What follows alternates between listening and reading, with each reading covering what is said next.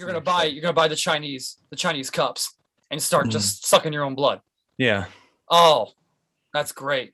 Yeah. That's great. What Chinese province do you prefer their method of?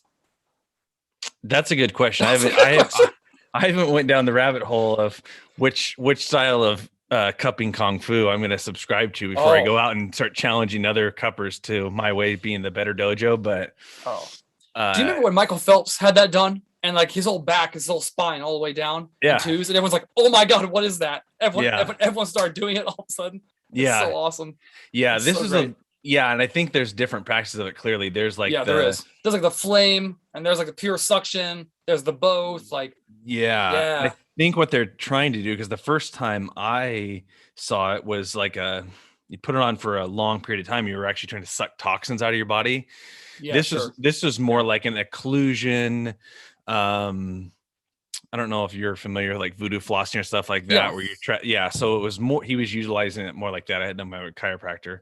And you're working through range of motion once it's restricted by the cups when they're placed on the area, which makes sense to me because I've had tremendous results with, at least whether it be acute or long term, but working on myself and with other people doing voodoo flossing and stuff like that, just to more than anything kind of re-engage the healing process. But I don't know, I liked it. It definitely certain areas, I think I have a lot of damage in this shoulder, so I think it helped to some degree. So we'll see. You think that helps someone with nerve damage? So that's a really good question. So this, my top of my pec all the way around through my trap, all of it's nerve damage. I have no. Oh, you can't contract it? I can contract it. I just can't feel surface stuff. Oh, like skin, like the touch. Yep. Okay. And then there's a couple spots where there's balls of nerves that are kind of like up closer to the surface, so it's hypersensitive. If you were to like, I don't know, the best thing I'd say, for some reason I'd get like, I want to call it acne, but not really. I'd have like stuff come up near where the scar tissue was. And if you were to pop one of those, it hurt so bad. Yeah. It was I'm trying to equate to something like someone hitting a nerve in your tooth, but on the surface of your skin. So it was almost like a paralyzing thing. It just like, it was such intense, I want to call it pain, but it's so intense. It's almost like you can't feel pain. I think it potentially, I don't know if there's any good literature on that, in restoring nerve damage using like cupping or voodoo flossing, but I got to think those areas, especially on me, like the healing gets stagnant. I have a ton of scar tissue in there. I guess the notion is causing micro trauma will reinitiate that healing process to that area. So I don't know why it wouldn't work. I'd be curious too on if anyone's looked at stem cell injections on a nerve damaged area as well. I mean, if you have the money for it, I think we're I think we're pretty close to living for 1,000 years. Yeah. If anything, it's just like gasoline. It's like, do we want people living 1,000 years? Do we want people driving electric vehicles? Hey, there are certain people I would not mind living for 1,000 years. Absolutely. If I could see another 200 years of Megatron, instead of him retiring from Detroit, I'd watch that. Yeah. If I was around that long. Are you speaking of that? Are you familiar? I can't not bring this up now that you kind of say that, because have you seen the movie Idiocracy? Long time ago, and I couldn't quote you anything from it like that. I think I watched it on TV. That's like we need to rewatch it. Okay. And we need to come up with the parallels of it. I honestly think it'd be better. I think the president, because I've only watched it once and I watched it a long time ago, but I distinctly remember, things that were happening in that movie. And I remember over the last probably decade making comparisons to that movie and what's really going on in real life. Yeah. And we are so close. We are so close. So close. So close. So close to, I actually kind of went into denial the other day when I was watching, I flicked on some, regular mainstream news on TV. I purely do it for entertainment, not a curiosity of what's being said at this point. It was a serious news. We're letting the panel of people talking on like major issues, like the political climate and things.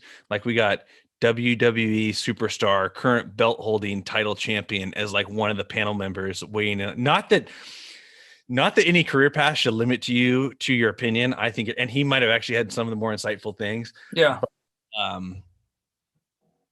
But, when I looked at that and then I compared it to that movie, I'm thinking like, man, some of these people, I was like, I want Ronnie Coleman to be president.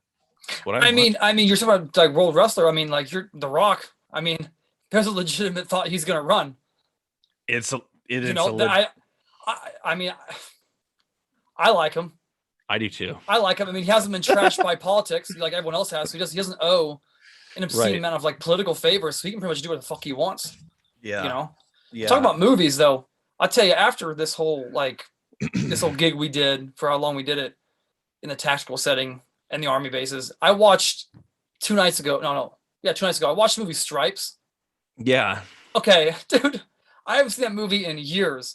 And I think the last time I watched it, which wasn't the first time, but the last time I watched it, like, it was on like AMC. So you're not getting all the good, language. You're not getting all the good 70s, horrible, trashy, borderline racist, misogynistic, and just like really bad, like drill sergeant like language. Yep.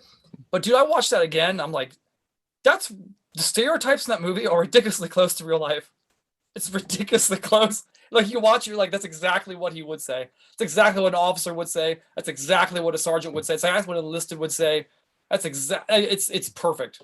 It's so well done. Like I appreciate that now more, obviously, than I did before that even. And then, have you seen? You must have seen. Have you seen Icarus? I don't want to confuse that with another movie. It's a documentary. Yes. I don't know why I can't picture a lot of that movie. I know I've seen it. Maybe it was one of those ones I didn't make it all the way through. Okay, so you weren't interested in it? No, not that I wasn't interested. Dude, you need to sit down and rewatch that. I've watched it like a handful of times, and it's one of those things I'll watch probably every 4 or 5 months. Like it's a Netflix documentary, right? And do you remember like it started like the guy like found the like top Russian doctor who like took care of all the drugs, for everyone, and then he's like, I want to be Lance Armstrong. I just want to be doped up like Lance Armstrong. And it starts like that, and then about a fifth of the way through it, like it gets real fast, and it's all really happening in real time. Like how they're hunting down this, like the Russian government's hunting down this doctor. That's incredible. But I'm on it. Need to watch that. Yeah. Do you need to put on their list? If it's not a list already, like this is something that Coach Warburg and I would do almost every day at Fort Knox. Have you seen this? Have you seen that? Have you seen this? Have you seen that? And just have lists. And we still send each other movies. Like he sends me like crappy Van Damme movies. Like there's no such thing, so I don't know. Did you ever see was it Jean-Claude Van Johnson? I did. I didn't watch. I didn't watch all of it, but you didn't watch all of it? I haven't been disappointed by anything. No, if I don't finish something, it isn't because I've lost interest. Someone's either got on my Netflix account or one of my other accounts and move things around to where I forget, or I get distracted and I'll pick something up. My preferred way to watch something is to be like sick. Mm-hmm. And that's a good way to get me to sit down. I'll binge a good show, and then I won't turn my TV on for 2 months. Oh, wow. Now I've watched more than ever because, I'm looking for anything just to pass some time when I'm sitting with a baby in a rocking chair. Right. But, there's a lack of good content. That's definitely something. I was not impressed by that. I'm just watching stuff now that I would never watch. That Rock and Ryan Reynolds show. Oh, you did? It was over the top. I watched that yesterday. Once I realized this was okay, I just went in with the wrong mindset where it's 100% a comedy. Yeah, no, it wasn't Safe House. Like a spoof James Bond almost. Yeah, because it was so hokey at points because they were playing like James Bond music and other stuff. It was like they kind of I'm trying to compare it to something, but it's like, it was like a Weird Al version of a song, but of we're going to steal stuff from other, heist movies and do a comedy version of it. But it started out serious enough to where I was like, oh, it's a serious. And then I was conflicted in the beginning. Oh no. Once I gave up carrying, I liked it a little bit. Once I gave up all hope, it was fine. I just drowned. Yeah. I just let it happen. Yeah. Dude, that movie, I watched it. I think Ryan Reynolds must have like a deal with Netflix to do movies. See, he's done at least 2. I feel like this is, I think his 3rd with Netflix, but like I started that, and like, from the start, if you okay, this is like a B, like a really competitive B, or like a solid C level action movie with the cast. Like, all right, The Rock's gonna end up being a thief. Spoiler alert. Like, but okay, you're watching it, like Cruella comes down, she's like, "What is this?" I'm like, it's I don't know. I just turned it on. Like, it's got Ryan Reynolds. He plays Ryan Reynolds. That's the only character he ever plays is Ryan Reynolds, and The Rock is playing. I'm glad you clarified that, because I said the same thing. Yeah. Last night when I was watching it. No, 100%. That's the only character he plays. He's an actor. He just plays Ryan Reynolds. No, besides and Safe House, that's Deadpool, it. But that's Ryan Reynolds, though. It's the same. Ryan Reynolds is actually Deadpool. If you follow the comics and kind of how that character's outlined, he's that guy, and he only plays Ryan Reynolds. Yeah. He's the same dude and everything. Oh yeah. Even I think he must have his catchphrases like trademark, because he says the same things in different movies. I'm sure it's unbelievable. It's gonna be like an Arnold Schwarzenegger thing. He's gotta say, "I'll be back" in every movie, or get to the chopper. Yeah, something. Which there's nothing wrong. I guess he's found his niche. But if you're making money and you like what you're doing, he plays himself and everything. I don't see why not. I don't see why not. So, but that movie had everything in it. It even had Nazis in it. That's what takes me over the top. Like, you go like a deep Nazi, like just like dive hole, and you start talking about like all their hidden money, and like their 1931 Mercedes, armored plated gold laid Mercedes. You're escaping out of a copper mine with that. Yeah. I'm gonna watch it. Did you watch that Tim Kennedy show on History, Hunting Hitler? Yeah. Oh, I loved it. I couldn't stop watching it. It was just incredible. It's just the amount of money that Nazi party put into everything for like a decade before they got crushed. Oh, it's retarded. It's retarded. It makes you, yeah. It makes you think. Like, it makes you really think. Like, well, if they were able to do that in 10 years, like, what has our government done in the last 80? Not to get too crazy. I know you've got everything ready to go. Like, not crazy at all. I know you're not ready for me to pop the top on that one. I'm just gonna. You want to go somewhere with that? Not yet. Not yet. We need to, before I start influencing people on that level, we need to have a greater following. Oh, greater following. Yeah. For the people that watch the first 5 minutes of this. Yeah. I mean, maybe have we? Yeah, exactly. No. No, I wish that's just in general. I wish that's how people thought about stuff. You look at one thing, you're like, man, that's outrageous. That's really incredible. They could have put that much resources and accumulated that much. Even if you look at just how you built a power structure in such a short amount of time, and then you'd be like, well, that would conjure up some what I would say just common sense questions after that. And you look at look at a country like us, it's been around for longer and had time to do it. Yeah, really not being crazy on any level. It's like, man, it'd be interesting to have those questions answered, because that we've amassed something much greater on a much different level. Oh, incredible. And I'm not even curious about the power structure. I'm curious about the infrastructure. Like they go into that whole thing about Berlin, where they're like virtually the entire town proper of Berlin itself had massive underground tunnels, and you could really drive buses, because they were preparing for that place to be the world center. Yeah. Like, they were ready to fucking go. Like, yeah, now we got the Denver airport. Yeah. What's underneath that? I got a lot of questions. Aliens, I got a lot of questions. A pyramid, predator. I got a lot of questions. Yeah. Cause trust me, I don't have very many answers, but I want to know what's in Antarctica as much as the next guy. I'm not going to lie. Yeah. Why is no one going there? Why is no one going there? Why has no one claimed it yet? Why don't we fight over that? We just share it equally. We talk about both. We heard stuff all the time about, future plans of, 50 years from now, but not once does it get brought up like, no, but we might go to war with someone, but we don't war in Antarctica. That's over Antarctica. Or over Antarctica. Like it's a giant Switzerland. What's going on there? Yeah. Something's going on. Penguins are throwing a tuxedo party every day. Something's going on. Yeah. It's deeper than that, Joe. I'm not gonna show Well, I know. I'm trying to stay lighthearted here because I can see where Yeah. that could possibly No, go. we should leave it lighthearted. We should leave it lighthearted at this point. I'm not a big conspiracy theorist, but I'm a big conspiracy factist. So Okay. I enjoy the facts. That's good. Yeah. That's a good place to be. Yeah. So going off that, Yeah. did you watch any? Well, I'd be remiss. I know this is your world. So natural bodybuilding. You're Mr. Washington. Did you watch Natural Mister? Not yet. Not yet. Okay. See, Not yet. Do you know who won? I will. You want me to spoil it for you? In the overall. Overall, yeah. No, I don't. Yeah, Mr. I won't spoil it for you then. We'll save it for another day then. Damn. Now, what's your? I'm gonna look it up now. Well, don't look it up now. You're gonna ruin it for yourself. Well, as soon as they walk out in the prejudging, I'll tell you pretty much know. Yeah. Yeah. Yeah. Is there only one call out for that show? In Natural World. That's a good question. I mean, your shows, did you just have one? Yeah. Like so you just went out. Okay, whoever was the best at that. It depends too. Like, I've had weird stuff happen in natural shows because the classes are limited. Mm-hmm. Or I've had them do. I don't know how this happens, or I do know how it happens, but things are broken down by height.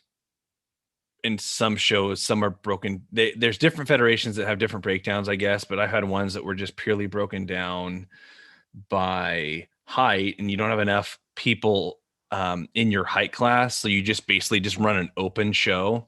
Mm-hmm. Not planned to do that, but it just comes to the day. Yeah, just comes to the day, and they just basically do an open show, and also, depending on how many competitors you have, if it's a smaller show, I've seen them kind of do some weird stuff. Obviously, that's not a small show, but yeah, you'd get extra. They give people extra stage time or extra posing time, or when they do when they really break people down, if it's a small amount of people, I've had them try to make you pose for like 30 minutes just because this is the only. Yeah, this is the only mandatories for 30 minutes. Yeah. Oh no. Yeah, they're confused. Oh no. They're confused, and people are just shaking like they're shitting peach seeds. Same. Yeah. What, like that's because there's only one call out. Oh no. Yeah, and they're like, we're really gonna work you. We don't have a large you bet class. your ass. Really gonna work you. You think Paul Weinberger's gonna work you? And they're doing it. I guess they're doing it for you're doing it for the crowd, I guess, because people paid to see a show, and I kind of get that. Maybe 15. But I also at the same time I was like, I don't know if people. Honestly, this is another weird thing too. I think it might be different at natural shows as far as who comes to see them, because I think there's definitely more of a family base. So like you're going to see a specific person that you really know, but you will get this weird group of women who are like, this is cheaper than going to a strip club, so we're going to be the woo girls in the back, and there's like 35 of them, all between the age of 40 and 65. Oh yeah, which the good ages. Yes, so some of that the fine wine age. Yeah, when you break it down, at some points, at least from a bystander on the outside, it doesn't look like there's a whole big difference between being a stripper and being a bodybuilder at times, but strippers make a lot better money. You don't say. Mm-hmm. Yeah, enough to pay child support, that's for sure. Oh jeez. What's your? I feel like we're gonna have the same agreement on this, but what's your take on the whole Sean Roden thing? Not to take a negative turn. Man, I can't. Okay, sorry, you got me distracted because I had to look up who won that. Yeah, so you fucked up. See, now it's all secret out. I did.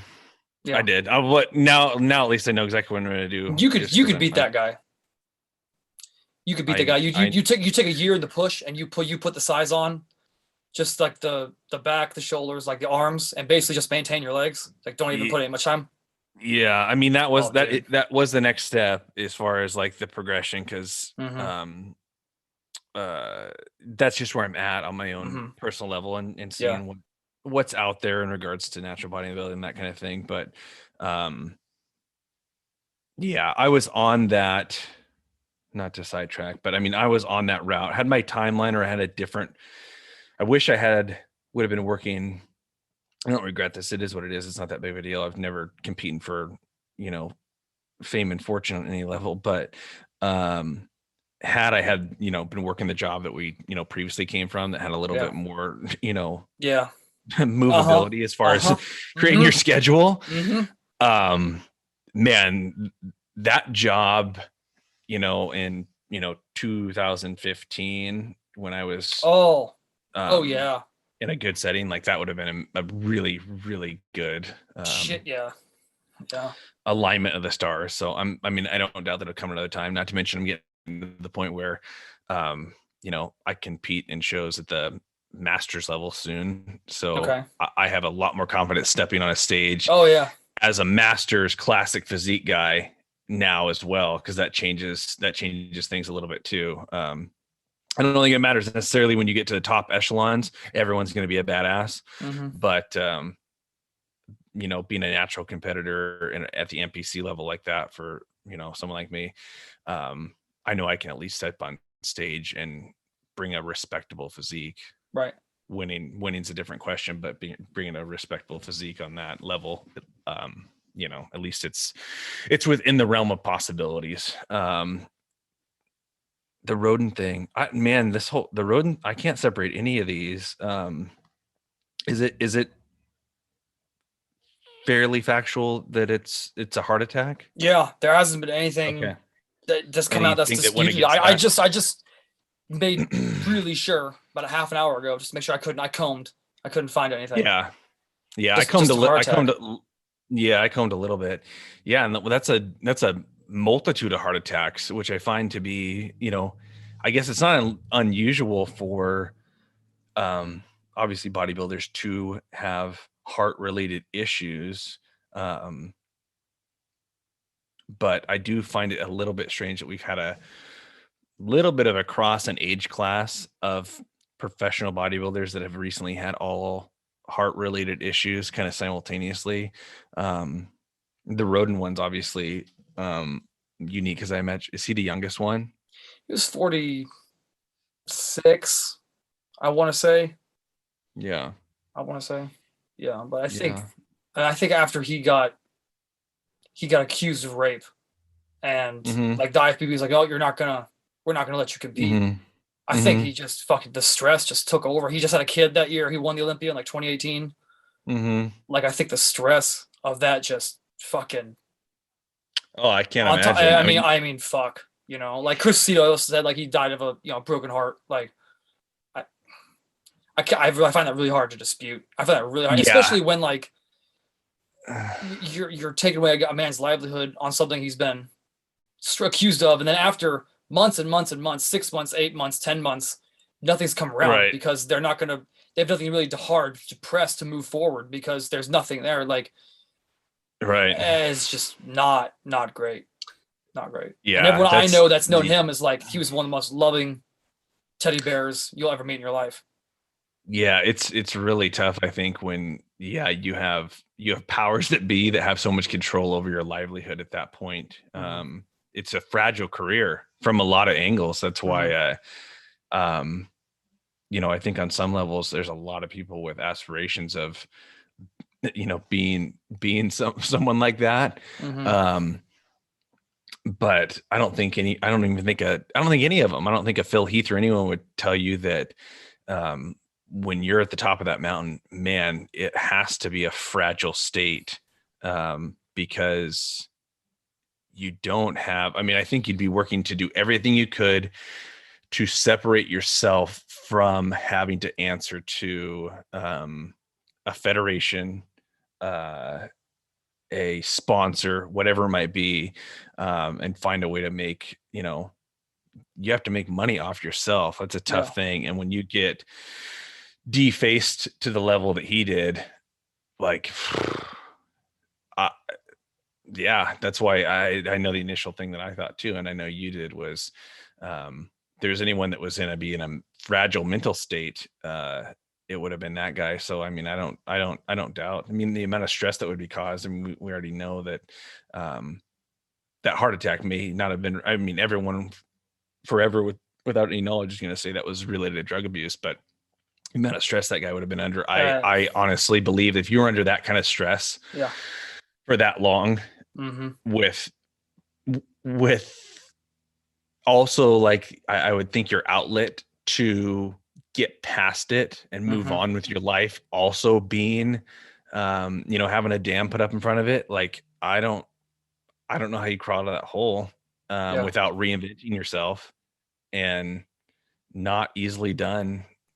Not to mention, like I would think that a lot of support is also gone because of what he was accused of. So that's an atrocity. It's even and I never dug deep enough, I guess, to know what went on and transpired with it as far as being accused of it, and then him not being able to compete, and what happened legally on his side or anything like that. But I have to imagine that it's not a good situation.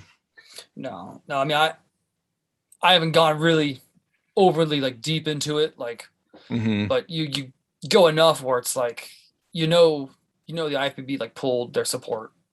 I don't really remember if AMI, the guys that run the Olympia, did. I don't know, but, and then like when he passes, like the IFBB, after like cutting him basically and saying like, we don't want anything to do with you at any level, even though you're not, been found guilty of it, and no one's been able to press any charges because there ain't nothing to do.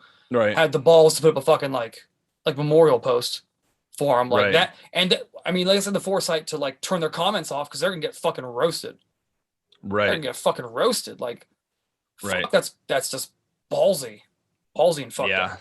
Ballsy and fucked up. And like the only reference point I have of this gentleman, because I've never met him, is that the year he became Mr. Olympia, like 2 months after it, there's a gym in Troy, Ohio called Hybrid Strength, owned by Dave. Really nice guy, real friendly to Westside. I know exactly what you're talking about. Okay, okay. So great guy, great gym. Like, Roden started following him out of nowhere. Like nowhere, just started following him. And what that does for Roden, probably, I mean, nothing. Because like, I would have to assume, because I'm sure Dave would have told me, like, he's never been there. Never been to outside, Troy, Ohio, Dayton. But what that did for a small business owner trying to like make his gym like valid, you just validated it within an instant. Like, just crushed it, just validated it. Like, so stuff, little things like that someone like that's doing, it really makes you think like, fuck, that guy was one of the good ones. And, fuck, Yeah, that's an unfortunate thing too, if that's the case, because the truth, we live in an age where the truth doesn't matter. It's whatever people decide is their truth, and because everyone can push out their own thoughts so quickly and people can jump on a bandwagon, the damage is already done. The damage is already done so quickly with something like that. So I think it's a lesson that people should really take into account too, that, man, you should really get your facts straight, and it takes a long time to get your facts straight before you go doing something like that, especially condemning another human being. So yeah, it's unfortunate. Well, that was one sad thing I had to bring up. Do you have any sad things you want to bring up before we move on to happiness? Oh, I saw that look. I have a pile. You have a pile of sadness? Oh, probably. Life is, I'm not a nihilist, but I mean, life is just one giant tragedy half the time. Oh no, I'm not a negative person. That's why we lift weights. Yeah. It's always, I think it makes me enjoy life more, having the mentality where, everything kind of, I mean, the whole goal is to die. You know what I mean? I don't, whenever I tell people, like, I'm 32, and whenever I tell people, it's funny, you'll appreciate this, like, Lasko, how old I am. I'm like, well, I've been in the game 32 years. That's what I always tell them. It's a giant game. That's all it is. And the rules keep changing, but the game remains the same. Just the endpoint's going to be the endpoint's going to be. You just got to make a decision how you're going to get there. one way or another. So 100%. And it is a game. It is 100% a game. I think that's also why you should figure out what games you like playing the most, and you'll be more successful because, I hate Yahtzee. Like, I despise it. mhm, If you conjure me up a job or an activity in the matrix that we're in right now, and it's it functions off of something so so simple, mhm, I'm not playing that game. I'm not playing that game.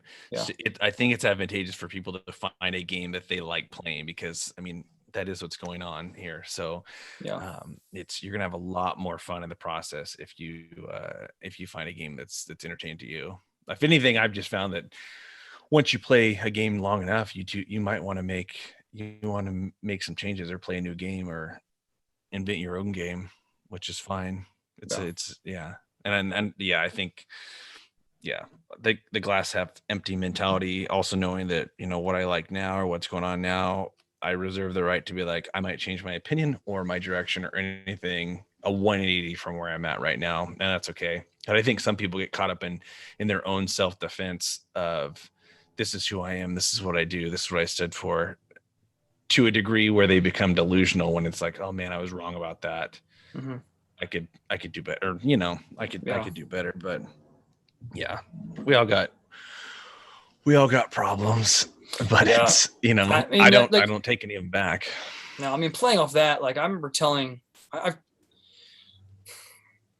really any coaches I've ever worked with, I've always told them this, and it's either if they're like working with me or I'm working with them, like, Mhm. and if I can't look back a year from now and think to myself, oh, I could have done X, Y, and Z better, like, I haven't gotten better. Like, Right. there's no way. There are very few times in your life you'll work with an athlete one-on-one or in a group setting, and you're Mhm. like, even group setting would be even harder, but one-on-one, Mhm. for sake of argument, and you're like, I did that perfect. There's no way Right. I could have nailed it. I've done it twice in my life, done it 2 Mhm. times, and I nailed Yeah. everything as perfect as I possibly could, and it was all based on like CrossFit games Right. and regional events, so it's complete by chance. But just, I was like, Sure. I know what we're gonna hit. I'm looking at you, and we're gonna hit all these things, and it was Yeah. perfect. Done it Yeah. Training twice. that kind of athlete too is Yeah. like nail it on the head like that is to get it perfect. I have a lot tighter parameters with a lot of the athletes I work with, especially gymnastics, because um, you know what to expect a lot Hmm. more, and you're looking for pretty. I don't know. It's pretty easy to see the progress, but if anything, I've nailed on the head with the knowledge I had, in that training year. And if I would have went back, like, oh, I can do it better now. So I think that's another thing too, is like doing what I think is the best now, knowing that maybe there's a way I can get better and do it better the next year. Or even, I mean, you're going to take what you learn from if you're working with the same person. This is what we did this year. How are we going to change it to get better next year? What new things do we look at? And I mean, usually new problems and stuff arise too, as far as Yeah. their development and what you might have to focus on. But yeah, I think it's really hard for me to say that I nailed it. Like, oh, I wouldn't change anything that we did this year. It's Yeah, really hard no, to say. It's oh really no, it's hard for very me to rare. say that. Very rare. And I'm not Yeah. just talking about just like the movements. So if people are listening and think it's just like a movements thing, no, it could be like a mentality thing. It could be the way I Sure. explain it to them. Like, I've had people Absolutely. that I know could be absolute freaks, and I admit I don't explain it well enough. Sure. I don't think I need to Yeah. explain it. I'm like, this is gonna blow Sure. your hips up because you suck. You suck when you go anything outside Right. Olympic stance, you suck. Yeah. But The they don't get it. They're like, psychology. this is worthless to me because it's not exactly what Yes. they. I I want to think, work on back squat, but we're not back squatting with a straight bar every time we come to the gym. Like, yeah, yeah. because you have no No. ass. Yeah. You No. know? And the psychology around getting one person to do it, you could take two athletes that fundamentally on a physical level could be identical. We'll just say they are identical, but they got their own hardwiring up here. The approach and some of the things you do with that person, they're going to be very different just based on the person's mentality and how they're wired and what's going to get them. Um, get them better, or from point A to point B, Right. in the best manner, it's going to be very different. So I think that psychology around coaching is a huge thing that, I don't know. I haven't heard a lot of people go into, the depth that I tend to think about my individuals on. Um, and there's a lot going on there. There's a lot going on there, not to mention just being able to read where they are for the day, and take that into account. I, uh, I definitely overanalyze the people I'm working with, and that definitely manifests how the workout's going to go, or how I make changes sometimes too, just based on what's going on a personal level, because it definitely affects and manifests in the training session itself. Yep. Sometimes they could be having a bad day, and you might be able to utilize it to have a harder training session, Right. but it could very much go the other direction. Yeah. Totally. And if you don't know what to do, I just stick with the plan. But once you work with someone long enough and you do know, hey, this is probably gonna be a better thing, I make little tiny changes like that on the daily because of things like that. But yeah, no, like that, what you just explained, I've had this conversation again with other people as well, but that, if you look at like a 3-dimensional sphere of what we do, you think about like the programming aspect where you have like the volume, the intensity, the frequency, and you got to play with those. They all can't go up at the same time for as long. I call that like the 3 dimensions or 3-dimensional chess. And then what you're explaining right now, and the way I look at it, because the way I look at it is the body will go or it will follow the mind. That's just like, even if it's the most asinine program that makes no sense in the world, if you believe it's going to work, it's going to work. So 100%. that whole psychological 100%. Bit, I call that like the 4th dimension or 4-dimensional chess. So whatever I say as a coach that plays 4-dimensional chess, that's that motherfucker, because you can't get to the 4th dimension without fucking with the first 3. You can't. Yeah. And like even outside that, like I'm strength coaching. Like there's a story of I keep saying his name, but I believe Coach Walburn at Fort Knox told me this story that like Dabo Sweeney. Granted, they didn't do great. They're not doing great this year, but let's say for the sake of it, they're pretty fucking good. Let's say for the sake of it. Yeah. Like that's fair. What he finds out, great, on a Saturday they have a game, but he finds out one of his coaches, his son, has a basketball game at like 7 p.m. that night, but they're supposed to be, you know how the NCAA is. You have like 9 p.m. You have just the day before it's meal, it's film, it's individual film, it's lights, it's taps, like bam, bam, bam. You have to be there for all that to enforce it. He'll tell them like 3, like leave. Go to your son's basketball game, and I'll see you tomorrow morning at 6. Yeah. And that's a 4th dimension that a lot of coaches don't understand, because he does that. Yes. And here's the thing: not only is he happier because he gets to watch his son play a sport because he's into sports, his wife is happier. And when the wife's happy, you're going to be happy. And it makes the whole family dynamic happier. It makes her happy about the job you have, about the boss you have, and it's just a great cycle. It just keeps going.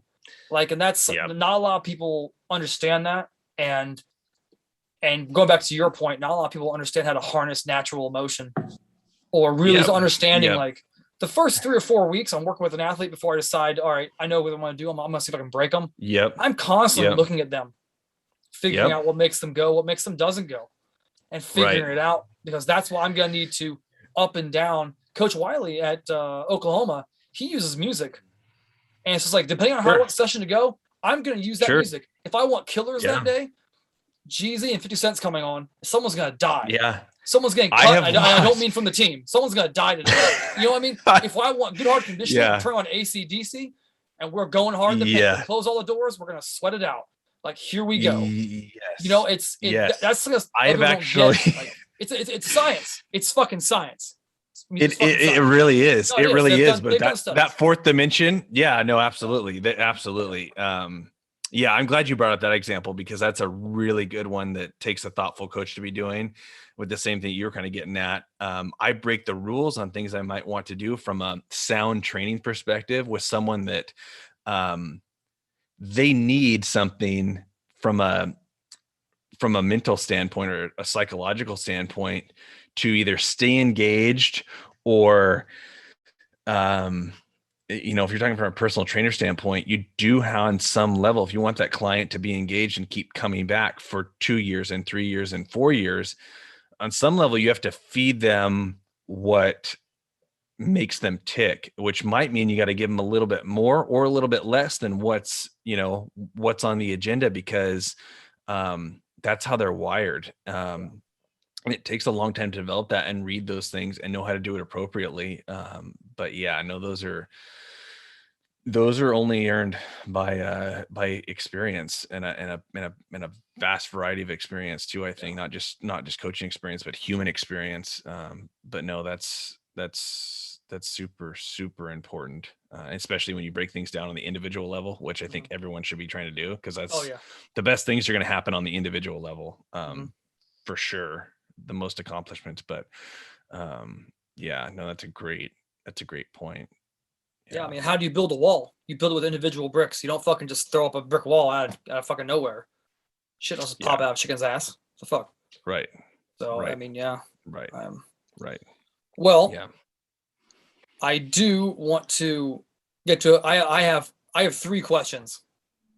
I do too. You do? Do you have them ready? Do you want to shoot yours first? I'll shoot one out first. All right. Because I alluded to it on the last podcast. It was going to be nutrition questions. This one's a personal. Well, yeah, but you don't have to answer anything other than it's your own personal. It's your own personal balance as far as what is your routine look like from a nutrition standpoint. I would say, since you're already going that direction,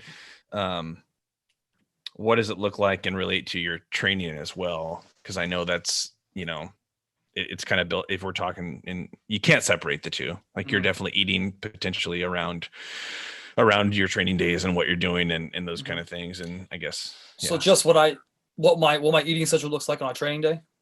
Or I mean, just kind of make your regular schedule. That's kind of how it was phrased. Just what does the day look? What is a day in the life of Joe Lasko? If we were to sum really you down to 2 things, really which is food and training. Oh, that is what it is. And then Fallout 4. Yeah. Okay. So wake up. Can you play with people on Fallout 4 before you start? That's 76 and it's fucking horrible. I haven't played it in a year, and they say it's great now because it got fixed. I don't play that bullshit. I'm not trying to get on a game and talk to people. If I want to do that, I'll get on Battlefield with some guy. I'll kill people. That's what I'll do. That's what I'll do. One of the greatest. That was a selfish question. No. One of the greatest sprees I've ever had in my life. Oh, dude, like 9 p.m. like 11:30 p.m. like 5 years ago. It was me and like 4 Scots, and we were just killing all this like people from France. It was incredible. It was absolutely. We were like 3 games. We were top squad. Anyway. Are you a PlayStation or an Xbox guy? I'm a PlayStation man. I've had 2 Xboxes die on me. That was enough. We can deal with. Well, I knew there'd be some flaw in you, but that's okay. It's not a flaw. When your Xbox dies, shoot me a text, and I'll give you a ha. Okay. No problem. If it dies, then I'll be on PlayStation, and you can say it over the microphone, because then we can play. That's fine. What PlayStation? I don't play unless I can play with people. Oh no! I like the social interaction. It's so much better, dude. If you can play like Battlefield with like some of your boys, that's incredible. You waste hours. It's so great. But if I can't, not that I couldn't enjoy it if I had the free time to do it, but I would make some free time to do it if I could play with the boys. You know what I mean? Oh, absolutely. There's always time for that. There's always time for Saturday with the boys. No, it's funny. I'm actually one of my guys in my gym wants to get a flag. He's gonna get it. It's like Saturdays are for the boys. A 3x5. I can't wait. We're gonna put it in the arm. I actually moved all the arm machines. Now we're really off topic. Fuck it. I just moved all my arm machines, a 300-pound lat pull down and a dual 300-pound cable stack from the Cleveland Indians into this like office, and we're gonna call it the Armory. It's gonna be incredible. I also have an original Cybex wrist. I have that. I know what you're talking about too. Yeah, it's so great. It is great. $150 great. Score. That's a score. Oh, dude, I drove all the way to bumfuck Ohio for that thing. I thought me and my boy were like, well, we're gonna get killed out here. All the street signs were in German. Like, it's not a good scenario. Anyway, what was the question now? A day in the life of Joe Lasko. Yeah. And since I don't have to predicate this on you doing other extracurricular activities or having life balance, I don't. You can just tell me your whole life now. Yeah. This day is very similar. Okay. Outside of 1 or 2 times a week, Koala and I going to get something to eat. And then, the amounts of what I'm eating. So I wake up, Okay. 1,000 milliliters of water with apple Plain cider, water? Oh, just straight sorry. water, just 1,000 milliliters Okay. of water. Just drink it, get that in your Okay. intestines, get everything going. Some digestion pills, enzymes and stuff. Pancakes, so it's Kodak cakes, and then depending if I'm feeling frisky, it'll be chocolate chips in it. If not, it'll be blueberries, which is usually blueberries, and then 2 whole eggs, 4 egg whites. That's my breakfast. Then since this is a training day, then I'll have 166 grams of red potato, 124 grams of chicken, big 2 whole handfuls of sauteed spinach. 2 hours later, I'll have 124 grams of red potato, 124 grams of chicken, and then usually like half a handful or like just 1 handful of sauteed spinach. Then I'll train. My post-training shake is it's just tart cherry extract concentrate. Okay. That's all that is with water, and then aminos and all that stuff, pre-workout, fun juice, everything around that. And then get home, white rice. That's 80 grams of white rice because that post-workout carb is that's like 60, 70. That's why it's 60 grams. So only 30 grams of rice. So 80 grams of white rice, 124 chicken. Usually I take a whole bell pepper and I dice it up and put it in there, and I eat that. And then after that, I have a lactose-free like Greek yogurt, 170 grams with some sort of sexy amino in it. Right now I'm doing Seth Feroci's Big Peaches, your mom's sweet peach or big melons. Okay, I was looking for a new one. So it's incredibly inappropriate, but they're perfect. I don't care about that. I care about the taste. The taste is good. Okay, it's a little chalky, so it doesn't like jam like a shit ton of like flavoring in it. Okay, but it's there. I don't mind it. I mean, I'm pretty easy. And then I have an RX bar with that. Okay. And then that's my day. And then just if it's an off day, just the carb amounts are a little bit less. Fat amounts are a little bit higher. I'll add some almonds in. Usually about half a cup of almonds throughout the day. Gotcha. What about you? It's good. Not a whole lot different right now because I've tended to adjust based on what's going on. I kind of do a little bit of a reset now because I usually tend to lose quite a bit of weight. It's funny. I used to do this anyhow because I was regularly cutting every year, around that, or I don't know when it necessarily would start, but I would do some sort of a cut every year, whether it be 8 weeks if I'm just doing a little micro cut, or 30 weeks if I'm competing in multiple shows. Now, prior to hunting season, I tend to slim down a little bit, just so I feel better. I'm more energy efficient, and just in the process of getting in shape for, hiking, I tend to trim down and lose a little bit of muscle mass. Well, I don't know that I lose that much, but I definitely change everything up a little bit. And I tend to go to a much, probably 55, 60, maybe even upward of 65% fats in my diet. And fairly low carbohydrates, other than I'll have some before bed, because when I'm going that low, sometimes it can mess with my sleep a little bit. So I like to have some just before I sleep. And that's something I continue kind of throughout the year. But anyway, I'm just kind of on a true maintenance thing, and I kind of like experiment with this sometimes. So I'm doing basically I like to base them around my workout, but I'm kind of doing, and the weekends don't matter. Every day is the same for me right now. So 2 days out of the week, normally it'd be like the weekend for me. I'd say I'll do really high carbs on the weekend, at least for a 12 to 40 hour, maybe a little bit smaller, 12 to 36 hour, like no limit on carbohydrates. And I'll reduce my protein and stuff down. And the rest of the week I'm eating like maybe 30 grams of carbs a day, or shooting to do that. If I can have none, I'd have none. And that's usually coming from fruit. And then the rest of the time it's meat and nuts for my first meal. Not overcritical right now on my portion size, but I could guess like I'm eating a handful of macadamia nuts or cashews or something like that, and then 6 to 8 ounces of elk in the morning. Excuse me. Wow. What a loser. And What a if loser. I'm not doing that, yeah, I mean that is ideal. Yeah, Joe if I wasn't Rogan. doing I get that, it. All right, we get it. I In the know. Midwest, Well, we it's don't not, have that. We just have deer. if it wasn't that, well, it'd be deer. It'd be deer if I had deer meat in the freezer, Oh, yeah. which hopefully I would. But I've been trapped at home a little bit. I'm hoping to get. I've actually went through more meat than I thought over the last months because I've been doing this high protein, high fat, lower carbs. And then so I got some freezer room now. I was completely, full in September, but I digress on the harvesting of meat. Next meal has been a shake for me, actually, which I do a bunch of almond butter. I'll do some whey protein.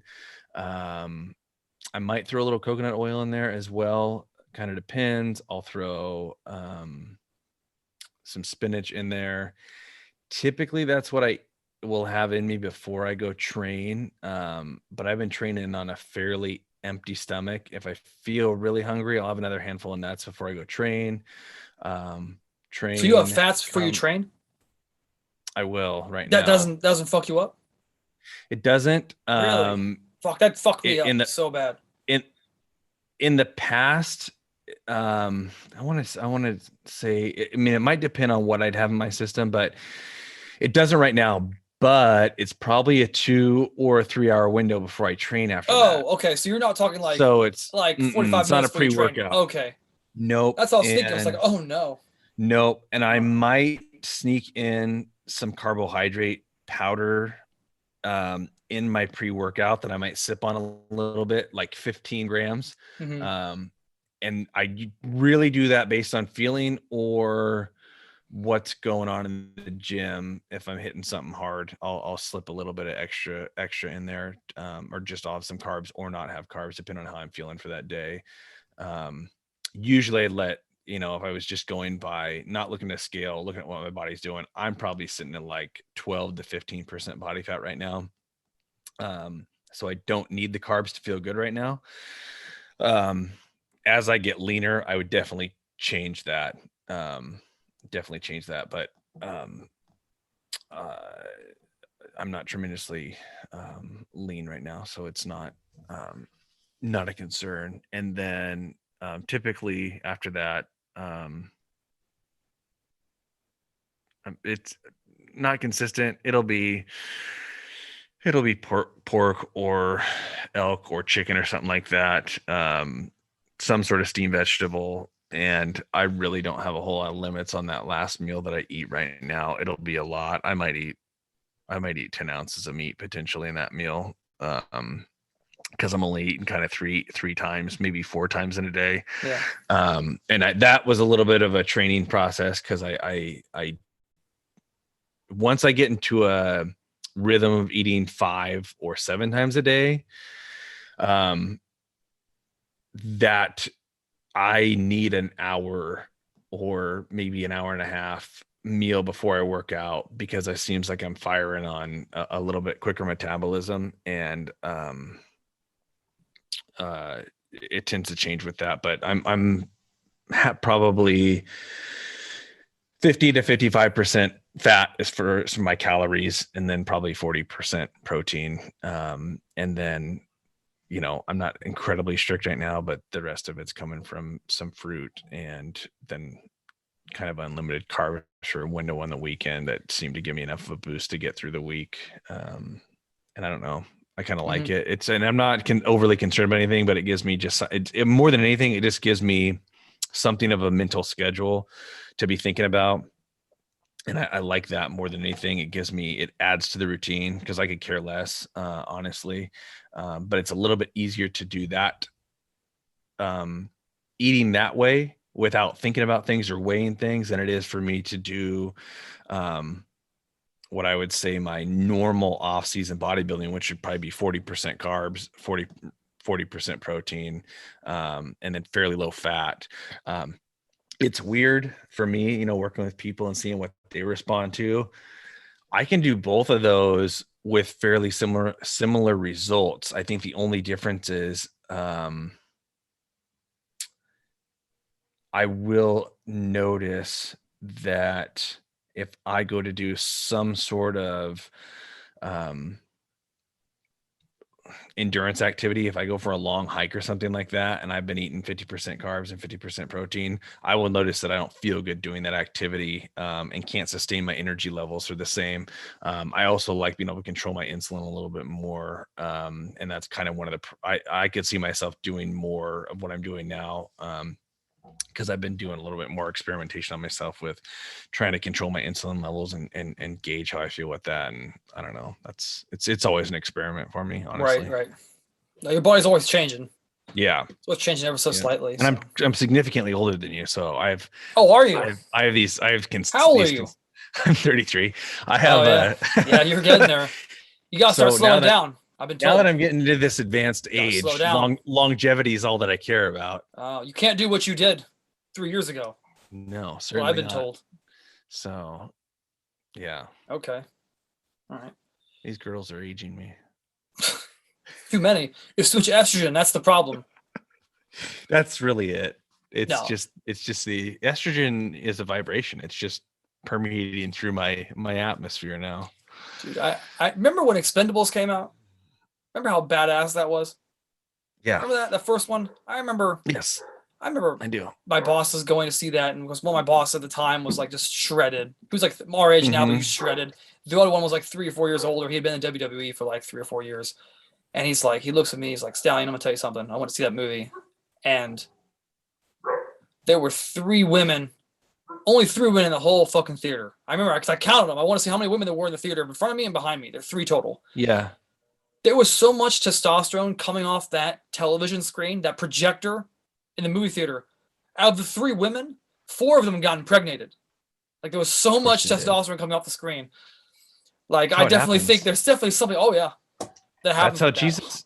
I'm pretty sure that's exactly. I mean, I'm pretty keen on Immaculate Conception by Stallone.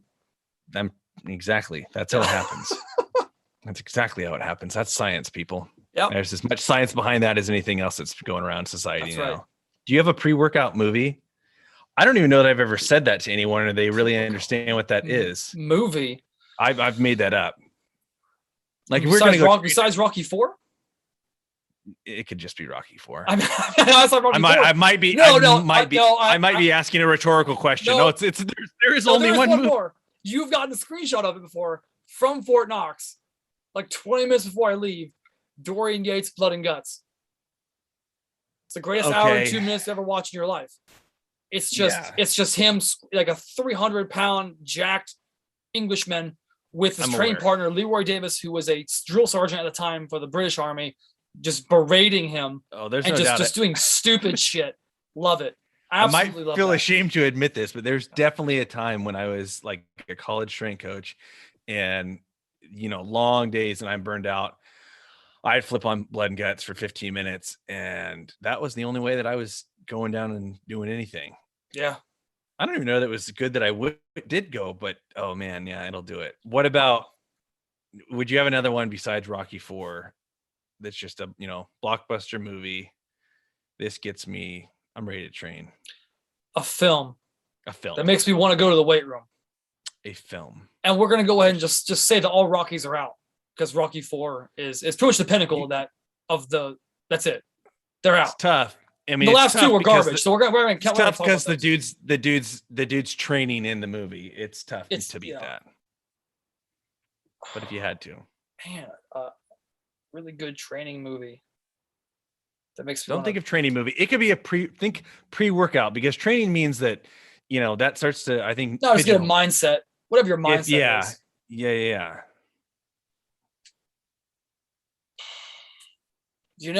I have a hard time saying that, because if I look at too much of a screen, especially if it's a computer screen, or if I'm playing video games before I go to the gym, I can't engage. It does something to my mind. I'll tell you my secret then. All right. You don't watch it, because I don't do this. You just put the soundtrack. You just listen to soundtrack? 300. You're just you No. listen to 300 Oh. without watching it. Oh no. You're one of those guys? If it needed to be done, it could be done.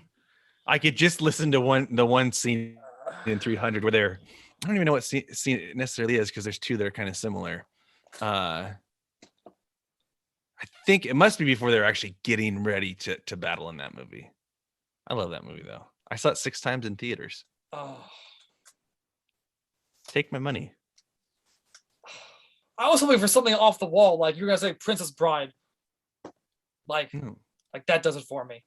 No, I'm a normal human. Well, then how'd you like the second one then? Did you watch the second one? I refuse to even watch it. I've not seen it to this day. Don't.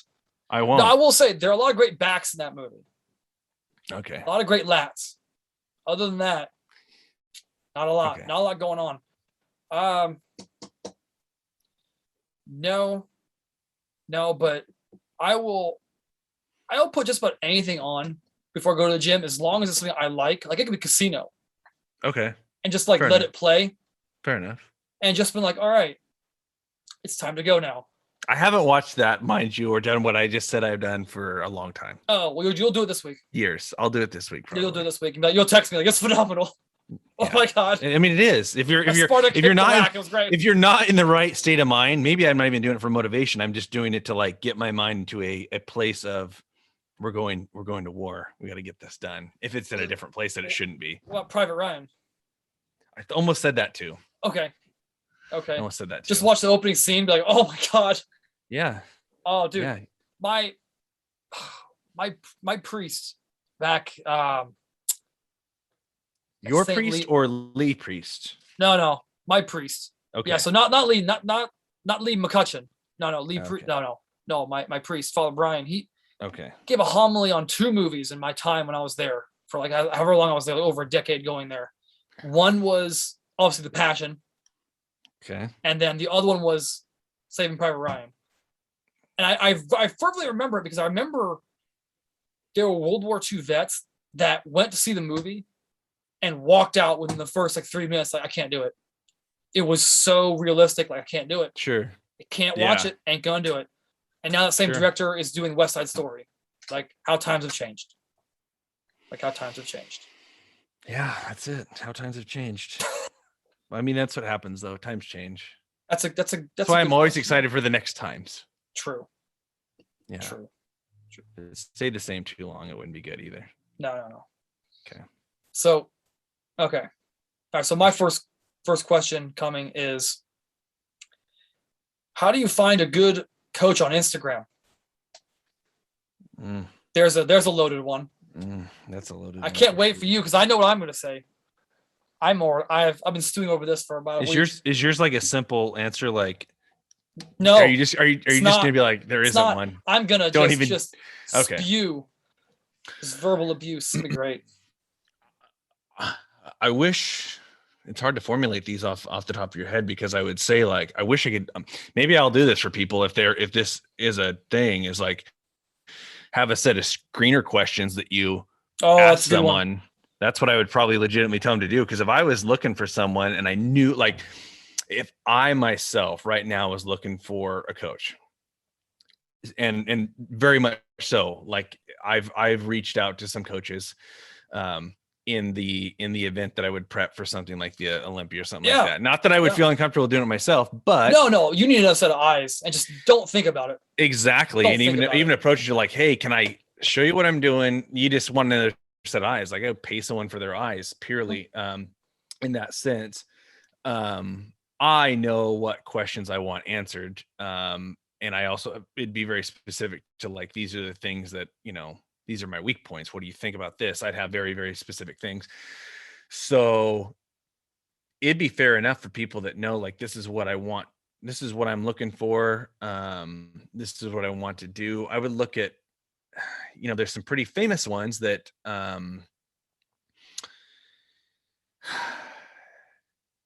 if you're, gosh, that's so tough. It's so tough because I mean, here's the deal, people. Half these people, they're not actually training you. They have canned content that they're sending you. And that canned content might be good enough for you if that's where you're at. But if you think that you're getting this individualized thing and that's not what you're getting, and that's what you want, you need to make sure that you're getting what you want. And the easy way to do that, because I get people that, I've done that kind of stuff for a long time. If they want individualized stuff, that's why the questions that I answer are leading to, well, this is about you. This program is going to be based around you. If you're looking for a coach and you just ask them like, hey, I want, this is my training split that I want, if you can customize your program to what you're looking for in your lifestyle, that's a good indication that at least the person's, you're paying them for their work, as opposed to someone who already has everything built and you're just paying for that. That might be okay. I would be fully comfortable paying a couple $100 for John Meadows to give me his program and follow that program potentially. But that's what I know that I'm paying for. Yeah. As opposed to people that think they're paying to have so-and-so send them a program that's made for them. It's like, no, that was made for 500 other people that are on the same thing. And I would say, which could be okay. It could give you good results. But what else are you getting along with that? Do you get to talk to them on Skype? Do you get a phone call? Do you get, an exercise library? What are they providing with you to ensure that you're accomplishing that program to their standard? So I would very much find if that person is holding you to, has established a standard, and they're doing something in their service to make sure that you're meeting their standards, or they're at least concerned about you meeting their standards, you've probably got a good coach.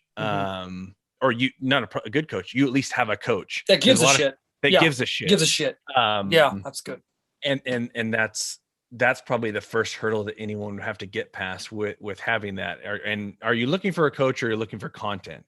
Because I'd be totally okay paying someone my money if I liked their content and I wanted to just, hey, like, I don't want any instruction. I just want to see how you laid it out. Because people do that with me too. They're like, well, I've done it with my own personal program. I used to post my own personal program, and people are like, I just want to follow that.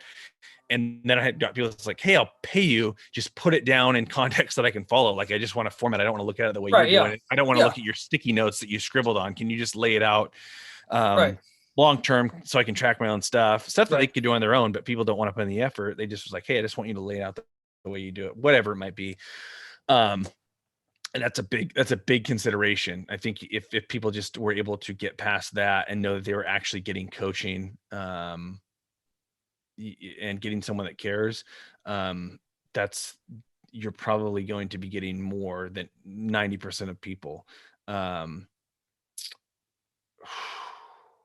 reluctant to speak on other points that I think might be relevant. But I also would look at their credentials, look at what they've done, look at how long they've been doing it. If I'd be leery of looking at like these pre and post pictures that people put of their clients and who they work with. Not that they're not legit, but it's just not, it's not necessary. It's just like looking at stats on anything that's going on. You're only seeing a very, very small fraction of what might actually be occurring there. And that person, I would look a lot more at what they're putting out as far as content. And I mean, it's easy to compare people across the board as far as lots of people are doing that. It's an oversaturated market. There's definitely people that do it very well. There's definitely people that do it very poorly, and there's everything in between. And that's a tough thing to do sometimes, because if you don't know what you're looking for and you're not sure what questions to ask, you could be fooled. You could be fooled and sold some snake oil pretty easily. I see it happen all the time. I see it happen in real life, face to face with personal trainers and things like that. So it's very easy to not know. But I would look at maybe someone that works with a similar demographic, at least if you can see they're kind of tailoring their content towards someone like you or someone that's wanting to pursue similar types of training. At least their knowledge base might be in the wheelhouse of what you want to do. If you go to a good trainer on Instagram, meaning like someone who has a bunch of followers and clearly is successful with their business or whatever it might be, but you have a totally different set of parameters than what it looks like they really are good at doing, they might just be the wrong trainer for you. There's a lot of trainers that it might be good working with healthy people, but if you have a lot of things that you have to work around, you're going to want a different trainer that can make some exceptions and some tweaks and stuff like that. It'd be pretty easily, if you asked for a program from someone, paid for it and said, hey, I can't do this movement because of this, or you contacted a trainer and said, hey, like I struggle with this movement because I have this issue or I have this, they're going to have to make some specific adjustment for you in some way so that you can get around it. If they're unable to make an adjustment for you and you, for whatever reason, you may want to keep looking. But it's not easy. I mean, people tend to put out so much free content too, that you can definitely follow them and look at all the free stuff before you, there's a decent window to try before you buy, I guess, in some avenues. But I guess there's a lot of people too that they put out some sexy looking stuff and just want you to hand over the money, and then they'll send you something. So it's very easily, you could be taken advantage of pretty quickly. So if I only had one thing, it's like, if you can be a good judge of character, I don't know, use your instincts. Does the person seem not legit, but does the person seem like a good person? Yeah. Because there's a lot of legit people that aren't good people. If they seem like a good person, I'd be more apt to utilize them maybe, but they could be a great person and a horrible trainer too. So that is a really tough question. So I'm interested how you answer that. Yeah. So I think 90% of people that do that don't know what the fuck they're doing. Like generally don't. And I'm not saying I don't have all the answers. Mm-hmm. I never said I did. I'll blatantly tell the people right now, the 3 people I'm working with, if I don't have an answer, like I don't have that answer, but I know who I'm going to talk to get that answer. And I call that person, I talk to them, I contact them back. Like, I'm not going to waste their time, not going to waste my time. I think finding someone online, I think make sure you know where they're from, where they've been, how long they've been there. Mm-hmm. You know, if it says like University of Alabama, well, were they there for one day and got fired? Right. Or were they there for like a semester? Were they there for the what were they there for? Like, yes, there are so many people that say, they change their Instagram status to coach and or influencer or whatever the fuck, and then they say like, for coaching, blah blah blah, and they have all these certifications. Like, well, I can sit at home and amass certifications and amass these like really cheap just certifications. Letter salad. Get this letter salad of alphabet soup thing going and just like split it out. And if I'm a hardcore millennial and I'm really good at like spitting out on social media constantly, I can loop in people. I'm seeing that happen more and more and more, and it's really scary. And like, to your point, like the good people thing, like the majority of them I come across, like I've communicated, I haven't met them, I've communicated with them, like nice people. Sure. But I wouldn't trust them with my grandmother. Absolutely. In terms of training, I wouldn't. Absolutely. It's really scary. There's a lot of that. There's a lot of that. I mean, if people, contact you to get training, like they know they're getting something that was deep in the tactical sector. They know someone who has done and accomplished bodybuilding, natural bodybuilding. Yeah. Someone contacts me, they know I've dealt in like the West Side Barbell world really fucking deep. I've dealt with like top end CrossFitters on it. Like that's who I am. It's what they're getting. Like, so you have to know, again, what you're saying, like where these people are coming from. But I really go back to what I originally said, which is like, where have they been and how long have they been there? Because they can amass all certifications they want, but if they haven't been somewhere and spent time somewhere, I have a really, really difficult time trusting and believing that they can pull that off. And I mean, like I said, like I think I've told you this before. I work with 5 people at a time, max. and I fire more than I take on. Right. I can't do it. And that makes so much sense to me. Oh, dude, I think if the quality level, if someone tells me they have like 30 to 40 people, unless you are going to a desk, which it might be, they get to their desk at 10, they work out in the morning, they get to the desk at 10, they're on that bitch until 5 or 6 at night. Yeah. Could be. I don't have that time. I don't have that time. Could be. But Could yeah, be. that's what I say. There's always an exception. Time. There's always an exception. But Yep. I know from doing this that that's not really realistic in my mind in a lot of ways. And there's someone to prove the rule. But that's the other thing. If there's like, this might be a thing. How many times does Joe Lasko run a sale on training? Never have. At no point in professional career unless it's a different thing, and this is probably a good test. At no point am I like, hey, the next 5 clients get a 10% discount on my training services or my nutrition services. Not to say that it isn't a marketing strategy. Right. If you have someone that's a great marketer, I might question their training. They might have someone doing that other stuff. So there's always going to be someone that proves the rule, but kind of look at things and look at how they're doing it, because there might be people running a business that might align with you and that might fit perfectly. But if you're talking to someone like yourself or myself, it's a different thing. And to maintain quality as a coach working kind of at that individual level, you don't have 100 clients. You just don't. No. Can't. No. And again, you said like how involved are they in what you're doing? Right. Like I have I list on each exercise which ones I want videos of. Yeah. I want videos from this angle. I need the video, the last make or the last miss. I need that video. I don't want it. I need it. That's a need, not a want. I must have it to do my job. You're paying me to do. I must have it because you live in California, because you live in England, you live in Chicago. Right. Like I can't. I have to have those videos. That's all you have.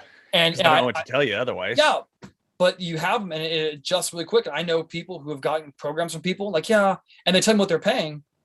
I'm like, well, fuck. Well, that's like $100 more than what I charge. And what kind of communication do you have with them? Well, I send an email with my questions at the beginning. Yeah, that's it. Like that's kind of scary. I've heard a lot of those, and those come from some of the best names in the fitness industry. Really? Oh yes. Oh. And I guess that probably brings up another thing is make sure you're buying a good program, not a good person. As far as, I don't care what their personal accolades are. People have crazy ways of how they got to where they're at. And that has nothing to do with the service or what they can provide you. Because a lot of those people too, I've seen a gross amount of people that paid a lot of money for programs. They got the program that person themselves was doing. I have never once ever, unless someone asked for it, given them my personal program. Ever. No, neither have I. Ever. Well, like what you're doing? People do that and are selling that. Like that's what a bunch of big name people, their personal program that they do, whether they get it make it themselves or get it from someone else, they either plagiarize it and sell it as their own thing, or they just take their own program. This is what I did this week. All right. That's what all my people are doing. Well, I've seen that at a high level and an amateur level. Oh, and that sells too. It does. I know, because I know people who have, and now you're saying that, I know people who have bought those because they'll sell them for relatively cheap. Yep. Like $10 because there's so many people going to buy them. So many people buy them. Yep. So you can do that. You can crush it because like I'm so popular. I can sell 1,000 for $10, or you can sell 10 for $1,000. Yeah. It's funny you mentioned that. Like I actually have been asked a good couple handfuls of times by people like I know here or just like abroad, whatever. It's like, what, like, this is how you're writing it. Like, how were you actually training? And I'll also take a picture of my training log and send it to them, and they'll come back. They're like, "There's no way you're doing that," or like, "You gotta be kidding me." Yeah. Or "Fuck off." That's my favorite one. "Fuck off." Like, no, man, that's exactly what I did. That's how I did it. Yeah. The only thing that's not in there is rest intervals. Like, and it's just kind of like, it's just because you and I are fucked up. Yeah. Dustin, we're fucked up. Like, it's just we're extremists. It's just like, I'm fucked up. That's it. Like I think our speed in the weight room, like 25% speed, is everyone else's like 75, 80, 90% speed. It's just Like, Yeah. dude, have you gone through so many training partners at this point? You stop. I have. Oh, dude, Yeah. the last two I contacted, you always said like, yeah, they wanted to train. Like, yeah, whenever you're in town, let me know. Blah blah blah blah. I come back, I text them both. I'm like, cool, I'm back from the DoD, in like for at least foreseeable future. Yeah. I know you want to train legs. I know it's like he wanted to train like push or pull. Like, Yeah. let's start linking up. I'll put you on the rotation with me. We'll come in. We'll set a time. I didn't hear anything back from him. That was like 4 weeks ago. I heard nothing back. Yeah. Nothing. It's still dead text. Like, that's so awesome. Yeah, that was a question I wanted to bring up at some point too. I think people are interested in is, it's so great to train with a partner or in a very small group. You know, three's completely different game. Completely different game. Oh, dude, I'll never train strength again by myself. The things I do too in a program are like the little things you can throw in because you have a team to do it. Strip sets. Oh my gosh, you have to have a team, really. I mean, all the really fun negative, just shoving down. Like, all the really fun, fucked up shit. Yeah, you can only do it in a team, and it's only really, really pleasurable in a team too. That's pleasurable. That's the good word. I call it passionate. I call it passion. Yeah. Yeah. I haven't had those settings for a while. Come to Columbus. I was thinking about that the other day too. You come to Columbus. I know. Just come out for a couple. We'll shoot some content. We'll make it like worth our while. Oh, 100%. I'm doing this for my podcast. And we'll come out. We'll shoot content. Cruella will follow us around, and we'll just basically fuck each other up for 3 days straight. Now under the parameters of business. It is. It's business now. In business, you're gonna write that off. You're gonna write that trip off. You can stay in my man cave. Don't tempt me with a good time. I'm always up for a good time. This is at my desk at all times. I know. I'm just ready to go. This is the Olympia edition Fireball. I haven't seen one. I was just gonna say, why haven't I seen the orange container? Oh, you have no idea. If I open this, I'll start coughing. I want it's Fireball. Just sprinkle in an envelope and mail it to me. Oh, that won't get banned at all. But this stuff is incredible. Like I've neutralized 2 soldiers at Knox with this. Really? Oh, dude, I gave it to him like, yes, get a big old scoop. Like, just put it in some ice cold water and just take it down really fast because you're not gonna want to sip on it. They take it down. Oh my god, one of them was the master bridger for that battalion. He almost like choked. Not choked, but like it causes your throat to be on fire. Hence the fireball aspect. It's like drinking if you took that what the flavor is? Crush. Yes. You crush them up, you put them in a glass, you mix it up like a fucking dirty martini, you take it like a man. So the flavor is the flavor. Are they really trying to get the alcohol Fireball flavor in that pre-workout? I shouldn't say anymore. That might be $1 million idea. I've never taken it, but if you take actual just fireballs, and you crush like 10 of them up to a fine dust, and you mix them into 8 ounces of water and chug it, you're gonna die. It's exactly the same. It tastes exactly the same. Hand to God. Okay, well, save enough for when I do make it to Ohio. That's like a fine wine. Oh, I got something. No. I imagine someone you could potentially have like a small wine cellar of pre-workouts. This is a good year. This is a 2006 bottle of Jack 3D. That's what I was gonna say. This is a 2006 Jacked, unopened. I got unopened. One. It's a small and I shake it every month to make sure it stays fervent. It looks like a wafer in an HGH bottle now. This is methyl test from Carnivore. Yeah, this is so good. No, I have a whole. I wish you could do that. Could you make like a small cellar? The parameters, yes, they put those dehydrating packets. Yeah, pre-workout cellar. Somehow design something that would really keep it fresh. It had to be like a humidifier. It's a humidor. Okay, you're talking about buying a giant humidor for cigars, but for pre-workout. It's exactly the same thing. The only thing is you have to shake it every month or two to keep it from settling and hardening. I wish there was enough people like us where you could actually sell that. I'll figure it out. It's not a problem. How many people I go to Westside Barbell. It's not a problem. How many people would buy a pre-workout dehumidifier? I know, so would I. Especially if it looked real sexy and it was like in a display case. Are you fucking kidding me? Like an accent piece. You send it to one good influencer. You're right. We do live in that world. We just give it a great idea, and someone's gonna take it and run with it. Giving it away.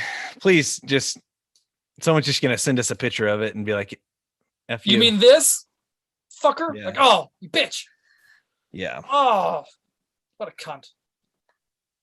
All right. I feel like we were on actual topic there for a second. That before was got what on we the were done. We were talking about dehumidifier. coaches. Okay. Coaches. It's just like, know where they are, see how involved they are. Not to create a scenario, but what are we make sure doing? they have a background in what you want. Yes. Make sure they have a background. Yes. Make sure they have a background in what you want. All right. What's your next one? What do you got? This is another. I got two. Where are we doing for time? We're gonna do 2 more questions a piece, or you got one more question. I got 2. Yeah, I got until 5:37. We're gonna record Are we gonna record a 4-hour podcast? We're doing 4 hours? No. Oh, I forgot. Time change. Sorry, time change. It's 2. No. It's 2 yeah, here. You're 3 hours behind me. It's 2 here, and we started at 12:30. Claire. Jam. I'm gonna compress the fuck out of this video. It's gonna be incredible. All right. So, what is your current training split? Your own personal training split? Oh, we're going back to that. We want to just dive into that. Yeah. So, I'm doing a push-pull legs right now. Okay. I'm doing like a conjugate variated push-pull legs with all my auxiliaries progressed, and so I'll have an off day. So I recently rotated around. As usual, I was doing, off day, lower, off day, pull, push, off. Now I'm doing off, pull, off, push, legs, off.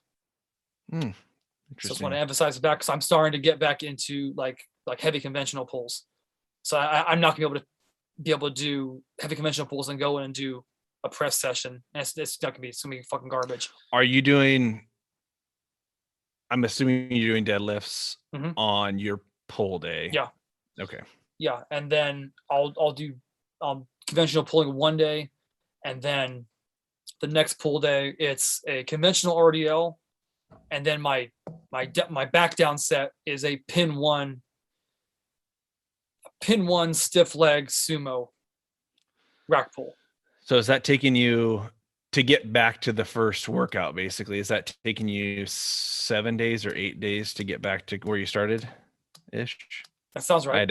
Okay. That sounds right. Okay. I'm in a fairly similar thing, just because I don't know. That's something that I'd like to bring that up at some other point, because I have a lot of the old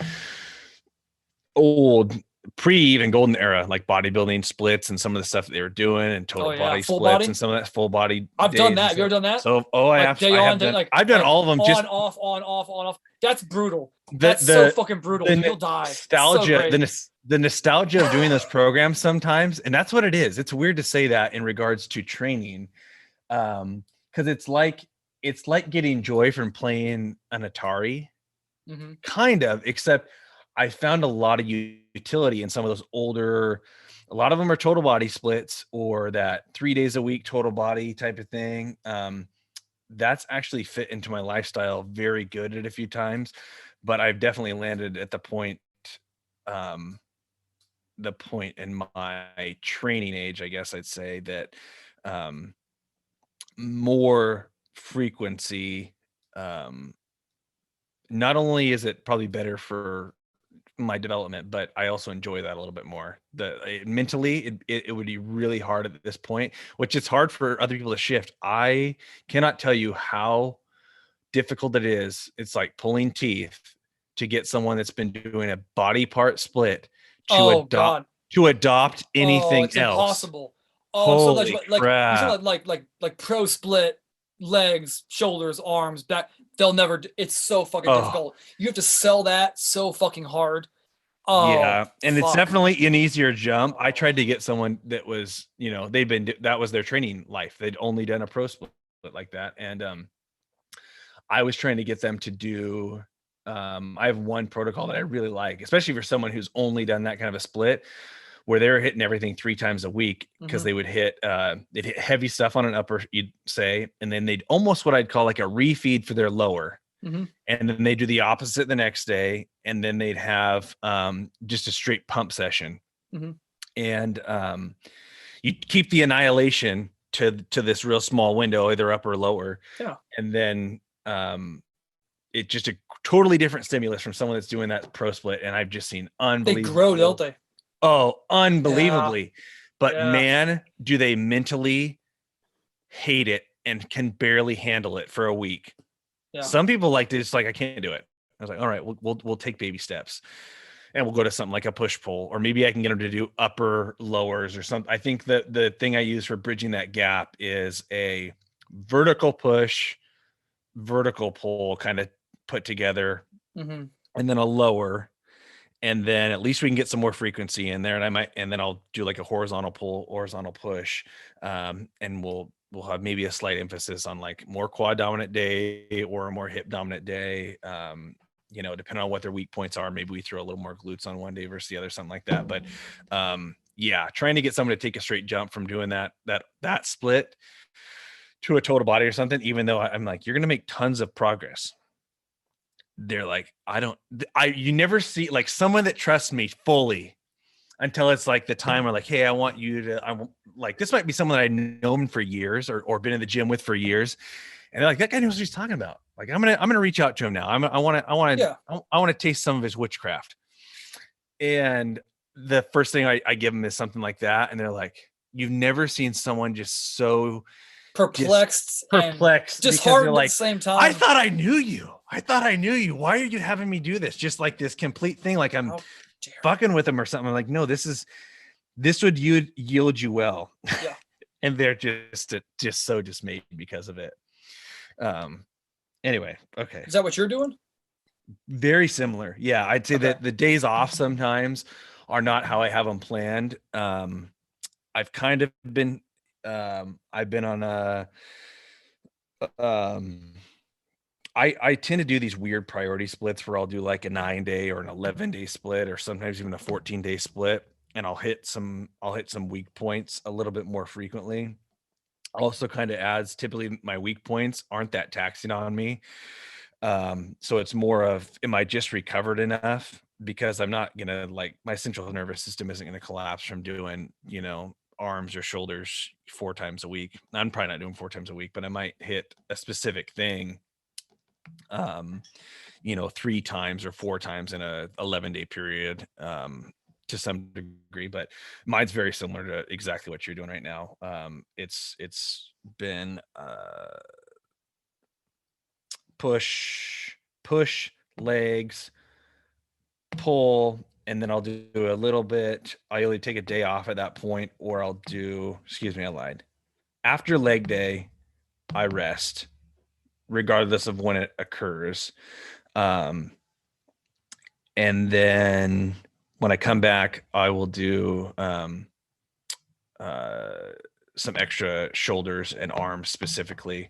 Sometimes if I have the opportunity, sometimes I'll do 2 workouts. I'll do just maybe my shoulders and triceps in the morning, and then try to do biceps in the evening and separate it out. That's how I'd ideally like to address those days if I could. It doesn't really happen. If it does, I'll do one at home and I'll do the other one at the gym. I just like doing that sometimes, and I can do a little bit extra, I feel, if I do it that way. It's a push legs, pull arm, shoulders. Sometimes I'll take 2 days off and then go through it again. If I can get 5 or 6 days in a 7-day period, one of those days will have maybe a little bit more vertical emphasis, and one will have a little bit more horizontal emphasis. Or I'll do more machines on one day or more heavy compounds on the other day. That's something that I kind of tend to do as well. Because I've noticed too, I can tell I'm not totally recovered by the time I get back to something. So I'll tend to stick to more machines, and I might tweak my first exercise from being so strength dominant to being a little bit more volume. And I'm not overly concerned about it right now, because if most of the time I'm getting 4 to 6 hours of sleep. So whatever I got is what I'm going to give. And that'll tend to make me tweak stuff too, because I've been injury free for a long time. And I know that's because I've been smart about not pushing on the days that I can't push it. And then when I have those good days, just really, really get after it. So, yeah. Do you, on a shoulder day, do you start with laterals, or do you go into a compound? I start with laterals, and I'll come back to doing laterals more challenging later in the workout. Yeah. Yeah. Same here. Yep. Yeah. Yeah. So I'll do kind of I might not even keep track of it in my notebook. Sometimes when I do that pre stuff, but yeah, I tend to start with not tend. I start with some laterals, whether it be light, just trying to get a bunch of blood and then move into a compound thing, and then go from there. Okay. Yeah, I think what you said about having people trying to go from like a pro split to any type of like push-pull legs or full bi split, it's a really, really difficult sell. Like if they don't have that mentality to really push the intensity on that, because you're just hitting everything, like frequency wise, yeah, it's very it's difficult. weird. It's very difficult because that's what they're seeing. That's what they've seen. It's all they've ever seen. Crap, if you don't give someone a workout that just isn't like, if they're used to chasing a pump, and you just tweak things to where the rest time isn't really yielding that same feeling in a workout, they'll start freaking out about that. That's the number one culprit of people is like, didn't follow what I told them to do, is because I put a 90-second rest or a 2-minute rest on something. Like, oh, it's fine. I just went for it. I was like, what'd you get all the reps? Oh, I got too fatigued. I was like, there's a reason I put that there specifically. I wasn't getting a pump though. I was like, we're not chasing the pump right now. I was like, I'll tell you when we are. Yeah. I'll specify it. Yeah, that's a difficult. It is. We're going to go down like in the West Side system. So typically you'll have your max lower, your max upper, dynamic lower, dynamic upper. But each day, for the most part, like you're hitting a lot of everything. Sure. In one way or another. Yeah. Like especially with all the sled work you're doing, so you are getting almost a quasi full body every time. So it was easier for me. Sure. To adopt that system, but there are some people, it's like you just gotta sell them on just, we're gonna go all out on an intensity scale. Yeah. You're gonna touch your biceps before you train legs. And you're only gonna do like one or two working sets, but I want you to go balls out. Yeah. And then we'll touch them again 4 days from now. They'll be lighter and we'll have a couple more sets on it. But for right now, it's like go for weight, like things like that. You just gotta, like for me, whenever someone doesn't buy something, it's more of a, all right, how do I change my verbiage? How do I change the way I say it to them? Makes it like click, like, yes, I want to do that. Yeah. You know, because if you tell someone like, we're going to do a push pull leg split, and they're like, no, that shit's gay. Like, okay, we're going to do a thick quad, thick hammy day. Then we're going to do a chest, shoulders, and triceps day. And then we're going to do a back and biceps day. They're like, yes. I'm like, that's a trick. You're a fucking idiot. That's a trick. So that's like, trick. You know, it's like, that's a trick. And then later they realize, oh, I'm doing push pull legs. Like, yeah. I mean, that's how I get my daughter to. That's how I get my 3.5-year-old to do it. No, I mean, we're doing big jump training. Oh. Yeah. Yeah. I know you're gonna have some big feelings about that, but it's amazing. It's amazing. I saw a quote today that was just so appropriate for that. What is it? We don't learn from our kids, we relearn. And it's amazing all the things I forgot, or that I guess I forgot, but they immediately came back to me as far as like my mentality as a child when I'm basically raising a small version of myself. Yeah. And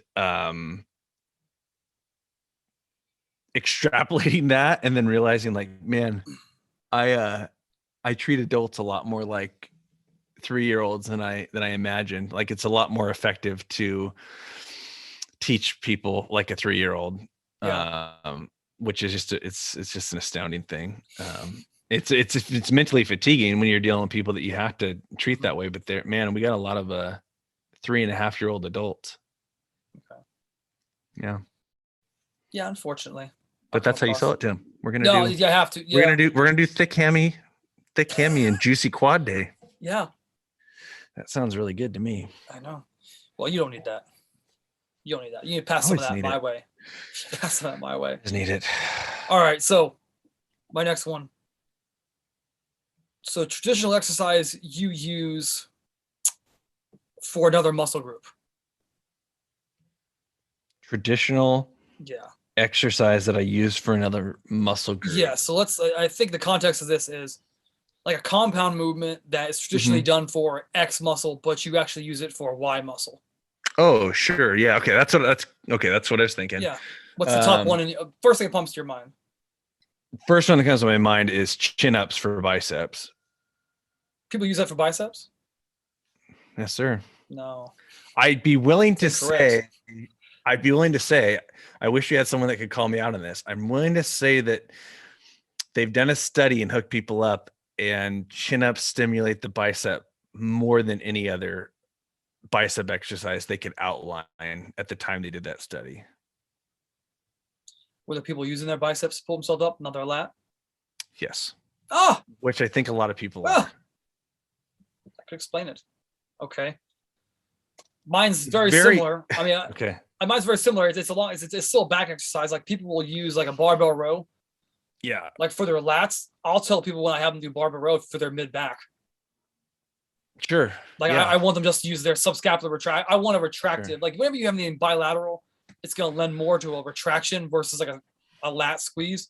Sure. So I don't even fight that battle of having people try to understand where their lats are with the barbell row. I just want that middle back, that lower trap, squeeze the shoulder blades together. Yep. That's why I want you to feel it and load it.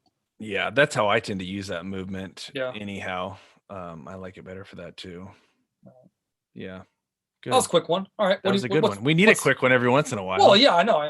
That's why I'm here. That's why. All right. What do you got? That was 2 you had, right? This is your third one? Yeah, this is my third one. The third one and the second one are actually really similar. Obviously, you being a West Side guy, this is probably a good one. But do you think there are more advantageous training splits for strength training? Yeah, West Side conjugate system. Okay, well, another good quick one. I love it. And I'll tell you why. You have maximal strength development, you have the appropriate rest periods, and then you have dynamic development and hypertrophy on the back end. It's very difficult to beat that split if you're just talking about absolute strength, pure power. It's very, very difficult to beat that split. I know there are a lot of people that like the Cal Dietz triphasic. Mm-hmm. I understand it and I get it. Mm-hmm. I can never use it with an athlete because if that athlete has to participate in a tryout in 10 days, I can't just take them out of an eccentric phase and just have them go. Their body isn't physically prepared. So another thing that West Side conjugate system does, it keeps them physically prepared the entire time. Right. You just gotta have someone that knows how to run it, knows how to program it, knows how to lay it out for you. What about you? Where are you at? That's it. I don't want to try to go against that. Oh, you can't, or you'll be dead. There's so many people that'll just destroy you. Like I will get silenced. The 2 people that will listen to this point in the podcast. That's the thing here. The deeper we go, the more shit we can talk. Yeah. Right now, I don't have a seat at a table to say anything other than that. Yeah. No, okay. I'm trying to think if I've ever seen anything personally progress me. Training split. I didn't think about this one as all that much because everything works and it might depend on the level that you get at. I've found if I'm training for strength, my split changes in the sense that I am never training more than 2 days in a row. So this is a little bit more of a personal thing on my training. And probably could be extrapolated for stronger people. You're not going to use a training split comparing it to like a bodybuilding split or hypertrophy or endurance or something like that, where certain things you can do every single day, or certain things I think you'd be fine training 3, 4, 5 days in a row potentially, at not a huge detriment to any kind of progress. Strength training, I've found that, and I wish I could attest to this. I don't think I was I think I was training too frequently and too many days in a row, but I also think that's why you gotta separate things out a little bit better.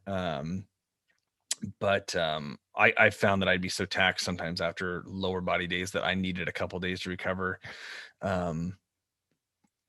for it not to be a detriment to my upper body days. So I think the only thing that I'd say to add to that is, as I got stronger, I needed more rest days factored in there. But that really doesn't go against, anything that you said. Not that I don't have any problem going against what you're saying, but I found the stronger I get, my strength training split has required me to have more frequent days off and more days off probably in total. Mhm. Yeah. Well, I mean, as the intensity goes up, you gotta take more Mhm. time.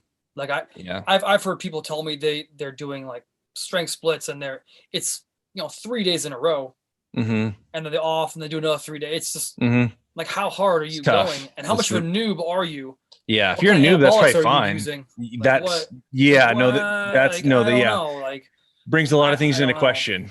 Yeah, it Yeah. brings a lot of things into question. Yeah. I mean, I like even like for you and I when we go to like do a hypertrophy work. Mm-hmm. I mean, doing 2 days back to back to me is enough. It's enough. That's enough. And to be honest with you, like sometimes in the last like week or two, it's been a little too much. Mm-hmm. Like it just Yep. is. Yep. Like I feel like that Yep. was even if it's doing one working set, Yeah. it's just too much. Yeah. If I had to tell people like using a rule in there, it's like train 2 days, take a day off. Never train more than 2 days in a row. You could at certain things. If you're training Yep. 4 days in a row, I'd be questioning a lot of things, your intensity, and how you're doing stuff at that point. But yeah, that's all I got right now. Yeah, no, that's a big problem. I don't say problem, but an underlying issue with CrossFit where Yes. they say they're strength training all the time. Like, well, you've never touched a barbell in your life and you watched on ESPN and you're in there Mhm. 4 or 5 days a week Mhm. and you're eating enough. I guess you're sleeping enough. So you're getting Yeah. away with it, but that shit's gonna stop real quick and then you're gonna get injured. Then you're gonna get really depressed because you're gonna keep pushing it because you think that, well, I was able to do it for a whole year, but now I'm 28. Maybe I can't do what I was doing at 27. Like, well, fuck off. Your On body the doesn't work like that. On the same level of trying to convince a bodybuilder to do a different split, if that's all they've ever done, I took over a CrossFit gym and changed it to my CrossFit programming. Mhm. And I've never seen such a mass exodus of people because we didn't come in and do just WODs only every day. Right. And the few survivors that were remaining, I laid it all out for them. Like got on the whiteboard and said, "This is why we're doing what we're doing." I was like, "If you guys hate this, and because I was like, you guys are here all for results." Everyone that was left was like, "No, we want to legitimately be better at doing all this stuff." And I was like, when the biggest thing that got tweaked there was like, we're gonna have days where we just focus on doing strength, and that will be the priority. And we're going to take these long rests between sets and really get good and focus a little bit more on technique more than anything.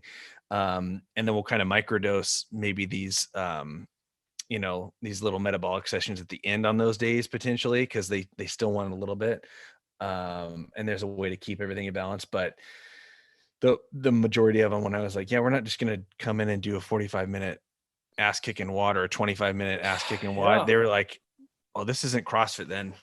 And I was like, no, you'll CrossFit's be way better. everything. That's what Greg Glassman and Dave Castro said. It's everything. I was like, I promise you. I was like, if we just do this and then we go back to doing one of your old WODs, speed through. I was like, we won't even do it. We'll just use that as our precursor. I was like, whatever you did on this, I was like, we won't do any of that for a month. We'll just do this and then we'll come back and do it. Crush it. If you are crush it. Grossly substantially better after not doing any of that. Right. Not only will we go back to doing it the old way, but I will quit my job. I told them that straight up. Yeah. No, I was so confident in that. Yeah. And the couple of people that stayed around, I've never had more loyal people that were just wonderful to work with after that. Mm-hmm. No, I told you the story about Cruella when you went to Boston, didn't I? Yeah. Yeah. It's the same thing. Yeah. Just like, like I haven't touched a bar muscle up in over a year, and I've just been doing lats and pullovers, and I'm just banging them out with this huge, godly Brazilian lower body, just banging them out one after another, and just it's a strength game. That's why Rich Froning was so good. He was a 2-sport athlete. He trained twice a day. He was a strength coach at MTSU. He was a strength and conditioning coach, a certified strength and conditioning coach. Like, it's probably a reason why he was really fucking good. Yeah, like that's one of the reasons. I mean, there are many reasons, but one of the reasons, but that's a pretty substantial reason for sure. I mean, all the people I work with at Westside and like now at my spot as well, they get substantially better unless when they start, I tell them, all right, I'm gonna see you Wednesday at noon. Your job, you are a CrossFit coach, it's your full-time job. So your job is to work out, to look good, and to do well in the open, go to the regional. Like that's your aspiration. Tuesday night, I want you to eat more carbs than you should. I don't give a fuck if they're not paleo or not. You're going to fucking eat them. I don't give a damn. Wake up that morning, do something monostructural or technique based under 60%. Nothing more than 5 reps. That's it. You come in at noon, I'm going to beat the shit out of you. Yeah. In the most respectful way. After I've worked with you for, 4 or 5 weeks, we know where you're at. Yeah. I'm going to push you to the absolute limit because I'm going to treat you like a professional, like you said like a couple weeks ago. Like, I'm going to treat you like Tom Brady. I'm not going to treat you like the backup. Right. Like, I'm going to treat you like you want to be the guy. Yeah. Top bastard, top bitch. Yep. You feel like it? That night, you need to actively recover somehow. The next morning, you're not going to be able to highly function. Monostructural, condition, loosen up the rest of the day, and then by Friday, you'll be back to normal. But until we get, 3 weeks out from the open, this is what's going to happen every time. And the ones that do that get exponentially better. Yep. Retardedly better. Yep. The ones that don't, think, no, I'm going to work out hard in the morning. I'm going to compete at night. I'm going to come in. Yeah. Within 3 weeks, they're broke. Yeah. They're broke. It's a damn shame. It's because it's just training is a game of stimulus. It's like everything else. Life is a game of stimulus. Yeah. That's all. And they can come in if they're really bad at, their posterior chain is bad. I'll put you on a reverse hyper with 410 pounds. You're going to do 2 sets of 100 reps in a row. And then we'll do some bent abs and ciao. That's a way to manage your life. You could extrapolate that. I can write a book on that. That's how you run your life right there. Yeah. Boom. That's micro doses of politically correct, just ass whoopings, followed by find a way to take care of yourself and reflect on it. Yeah. I don't do that for, don't get me wrong. When I say like kicking their ass, like there is a progression in laid. Everything is like foundationed out, but you're talking about CrossFit as opposed to a powerlifter or a football player or a rugby player or soccer, like a traditional sport. You're talking about something that either A, as a CrossFitter, you need to be accustomed to, like living in the suck. That's your life. Or B, as a CrossFitter, and this is actually, I'm actually working with one right now who is this type. You don't know how to use your body. You don't know how to, I think we talked about this earlier, like last week or something, but you don't know how to use your musculature. Yeah, we touched on that. You don't, because now you're getting injuries. So now it's like, okay, we need to slow the fuck down. Yeah. Unteach you first how you improperly learned, and then teach you how to properly activate your musculature. And then down the road, we'll get into some really dense training sessions. But I guess that's a shame. That's a shame. And a lot of people I've worked with remotely, like they'll tell me that, like, I've never done reps on a reverse hyper more than 20. Like, I don't know where you've been. It's one of the first times I walked in the West Side. There's a reverse hyper with a chain on it, so it swivels all the way around. Yeah. With 410 pounds tack welded on. Like, we'll do sets of 100 on that. Multiple sets in a session, at the end of a session of 100 with that. So, I mean, I don't know where to go after that. I don't know. I'm not going to go down a deep hole. I need to stop because it's nowhere really to go. bad. That's the note. That's the note. It is a game of strength, folks. And if you haven't done 100 reps on a reverse hyper, well, with 410 tack welded pound, probably shouldn't be listening to the podcast yet. Garbage. You're not ready for this. You're not ready for this. That should be a prerequisite at this point. Yes. So, okay. So it's my question. Everyone's homework. 410 pounds. Dude, every time I have someone do a reverse hyper, by the way, that I work with remote, with like, I say like fully loaded carriage, I'll say it's like 50 plus reps. Like, that much reps. I don't give a shit if you have to band the thing on. I don't want a clip to hog up what could be a 45 or 2 calibrated 55s. I want everything on there and then band it. Every time they do an Instagram story, every time they're like, fuck you. Every time I text them all back, did you finish it? Like, yeah, I finished it. It's really bad. I'm like, yeah. Next week we're doing 2 sets of that. That could be part of the test too. Yeah. If you aren't saying those kind of things to your coach and tossing them a few obscenities, you probably need another coach too. Yeah.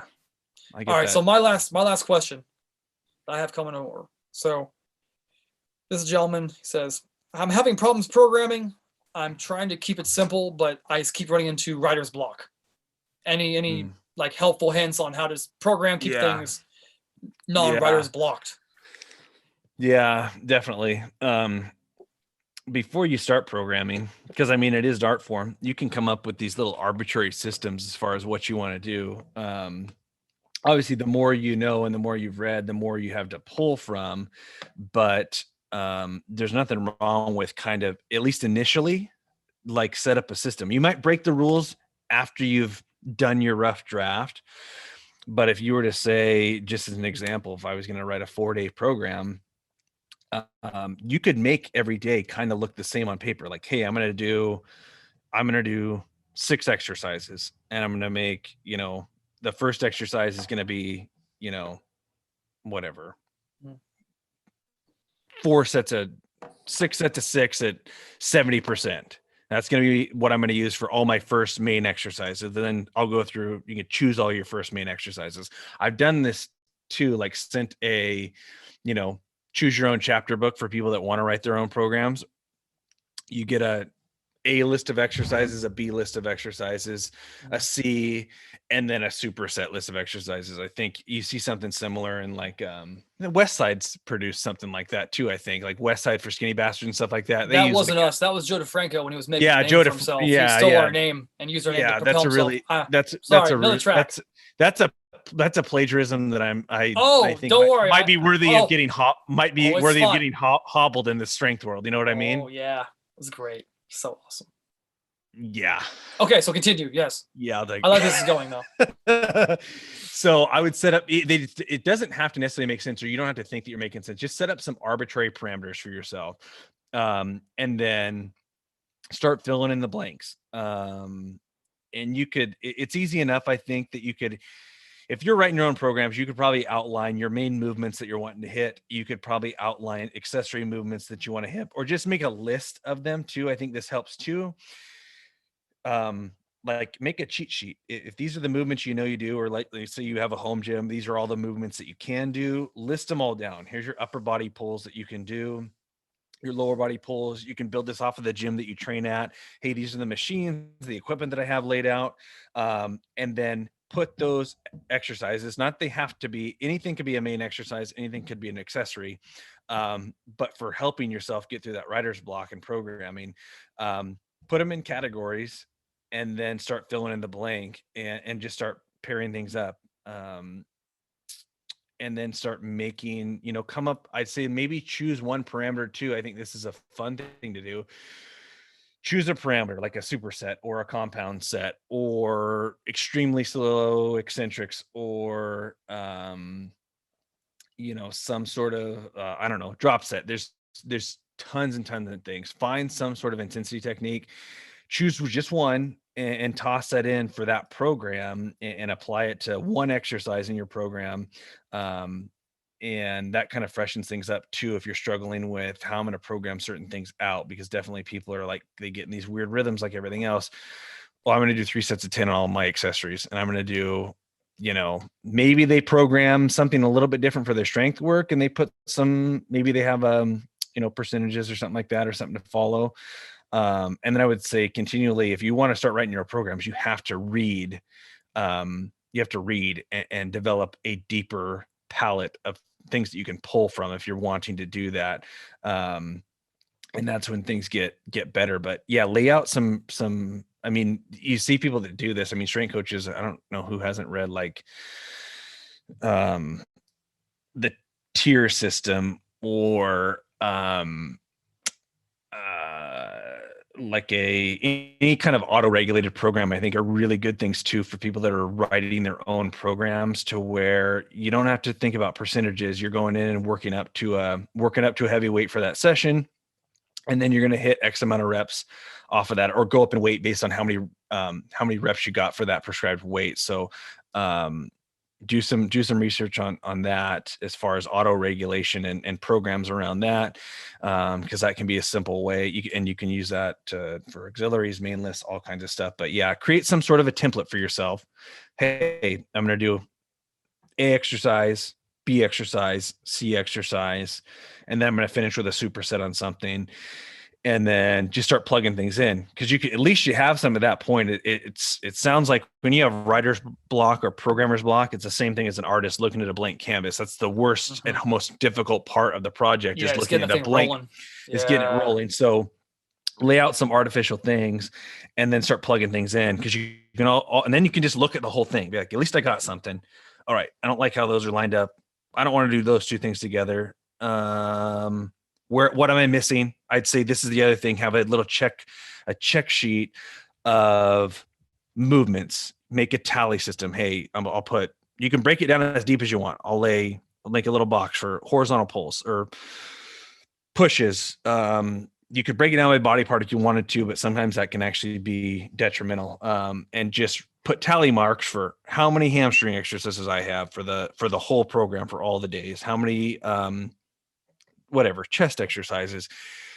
And then maybe you might start to see some glaring issues too, of like, oh man, I really like doing more things for certain body parts, or certain days. I've seen people do that, especially when they're doing body part splits alone. But yeah, create some sort of artificial template, and just start plugging in the gap. And then at least you have something to work off of. I'd say that's a good place to start. And then if you struggle with that too, I think the best thing you could do is do some more reading, so that you have some more things to pull from. Because if anything, I don't get block. I have too many ideas, because this works in both ways. I have too many ideas to put them down. So I have to create some sort of a template to settle my mind down and actually put things down on paper.